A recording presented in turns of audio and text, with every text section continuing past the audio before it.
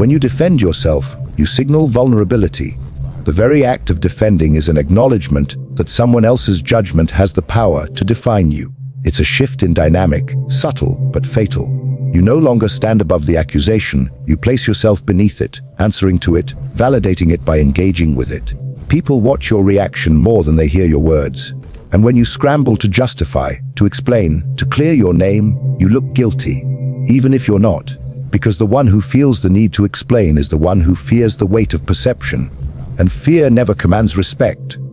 A man in power does not explain himself to the mob. He does not respond to every whisper, every criticism, every provocation. The more you explain, the more you erode your own authority. You become relatable, understandable, predictable. And all of those things are dangerous when you're trying to preserve power. Explanation turns you from a figure of control into a man on trial. You are no longer shaping reality, you're reacting to it. And in doing so, you give the other side the role of judge. Even if you win the argument, you've already lost your posture. Defending yourself often comes from ego, not strategy. You want to be seen as right, as pure as justified. But power does not care about being right. It cares about being untouchable. The moment you feel compelled to prove your worth, your innocence, your logic, you expose the fact that you care what they think. And the man who cares too much about what they think becomes a servant to their perception. Authority is not maintained through approval, it is maintained through control of the frame. The accuser wants a reaction. The moment you give one, you hand over the narrative. Now you're not the man with a mission. You're just another person trying to explain himself to people who already made up their minds. Silence would have kept them guessing. Retaliation would have flipped the power. But defense? Defense only proved you were uncertain about your own strength. Silence is not absence, it is calculation. When a man remains silent in the face of accusation, he creates a vacuum. And nature abhors a vacuum, which means the silence will be filled. But not by him, it will be filled by the doubts, insecurities, and assumptions of those who dared to speak his name. The human mind cannot tolerate uncertainty. People need closure, explanation, confirmation. When they don't get it, they begin to question their own conclusions. Was the accusation true?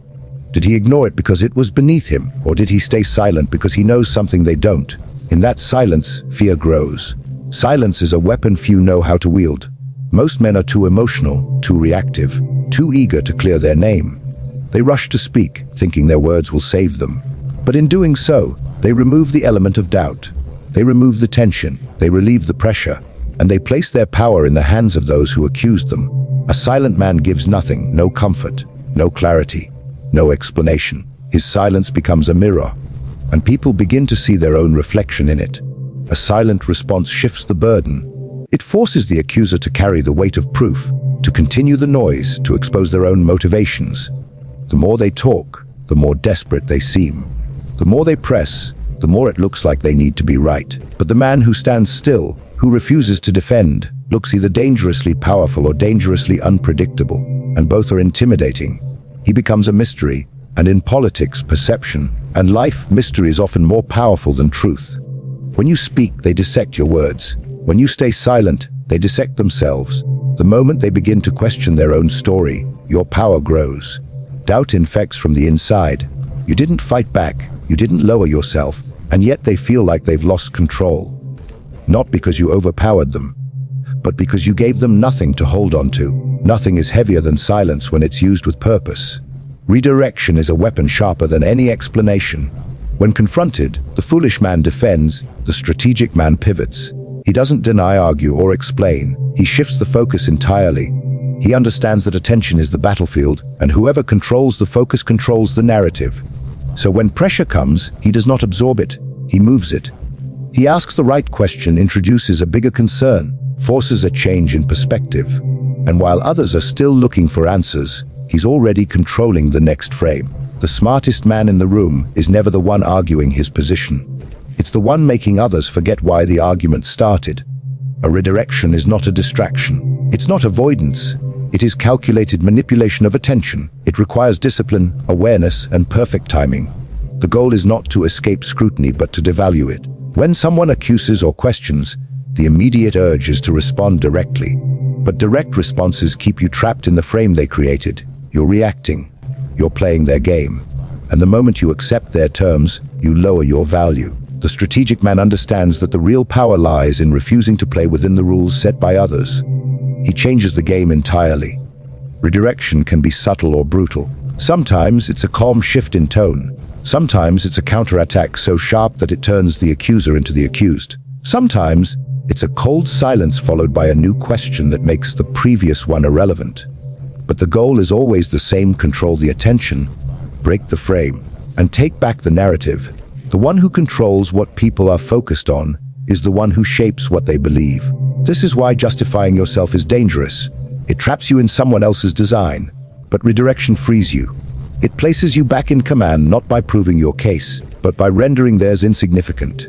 While others scramble for clarity, you move with purpose. While they debate, you advance. You become the architect of perception, and that is a power few can challenge. Power does not depend on truth, logic, or even results. It depends on perception. The man who controls how he is perceived controls how he is treated. Defending yourself means accepting the role of the accused, and once you are seen that way, your status changes. You are no longer the one setting the terms. You are the one responding to someone else's version of the story. Even if you win the argument, the perception of weakness lingers. People remember not just what was said, but that you had to explain yourself at all. In the court of power, needing to explain is worse than being misunderstood. The intelligent man knows that perception is built not just on action, but on posture. How you carry yourself when challenged matters more than the words you use to respond. If you appear unbothered, unmoved, detached, people begin to believe that you operate on a different level. They stop judging whether you're right or wrong. They start asking what you know that they don't. And in that uncertainty, your influence expands. The more unpredictable you are, the harder it is for others to control or categorize you. Predictability invites criticism. Ambiguity breeds fear. Power lies in being untouchable. That doesn't mean you are flawless. It means people are too uncertain, too cautious, or too intimidated to challenge you directly. The moment you explain yourself, you make yourself smaller. You allow others to question you openly, and in doing so, you bring yourself down to their level. But when you hold your frame, when you act like judgment does not apply to you, others begin to adjust their expectations around you. You don't match their accusations, you rise above them. You do not defend your reputation. You act in a way that makes the accusation feel beneath response. Perception is not about proving who you are. It's about making others believe what you want them to believe without ever having to say it. The man who appears unaffected by criticism is far more powerful than the man who wins every argument. Influence comes not from defending your image, but from never needing to.